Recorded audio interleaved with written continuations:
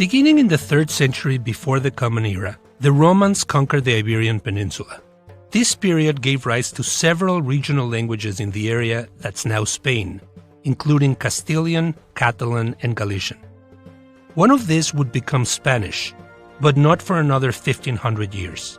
Those years tell the origin story of what's become a global modern language. During the Roman occupation, colloquial spoken Latin, often called Vulgar Latin, mixed with indigenous languages. Approximately 75% of modern Spanish comes from Latin, including syntactic rules.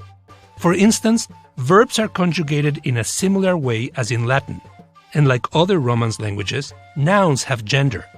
El sol, the sun, is masculine, whereas la luna, the moon, is feminine. After the Roman Empire collapsed, a series of other powers conquered the region. First came the Visigoths, starting in the 5th century of the Common Era.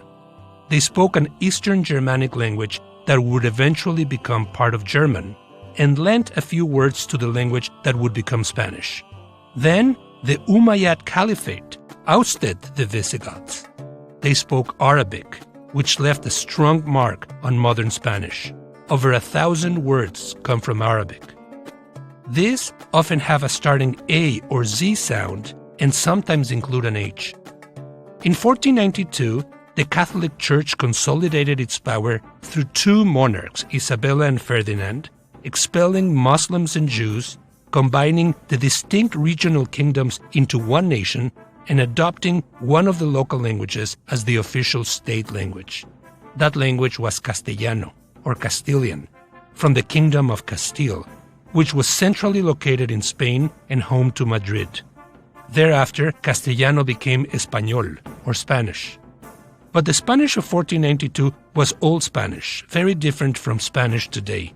That same year, Christopher Columbus sailed across the Atlantic Ocean, marking the start of the Spanish conquest of the Americas.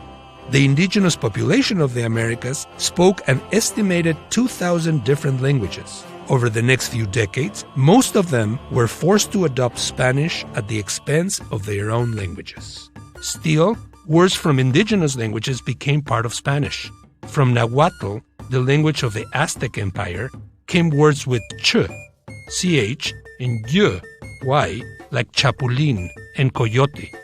From Quechua, a language spoken in the Peruvian Andes, came words with ch, ch, like cancha, chuyo, and poncho. Some of these words describe things that hadn't existed in the Spanish lexicon before, while others replaced existing Spanish words even in Spain. By the time Miguel de Cervantes published the first part of Don Quixote in 1605, the language was arguably more similar to modern Spanish than plays of one of his contemporaries, William Shakespeare, were to modern English. Starting in the 18th century, French language and culture were extremely fashionable in Spain and later Hispanic America.